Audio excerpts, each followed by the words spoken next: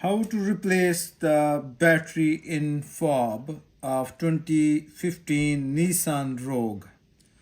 So I have this fob of 2015 Nissan Rogue. So just take a flathead screwdriver, and here is a hole, and just hold this way the fob, insert the screwdriver here and open it up. So then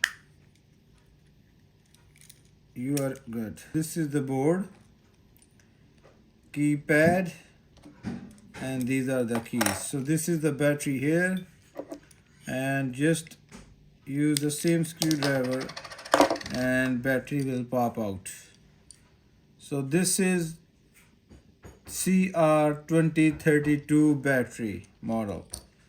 So after putting a new battery, just insert this way, and then after insert the keypad. If you remove the keypad and board, and then put here, and here we go, all good.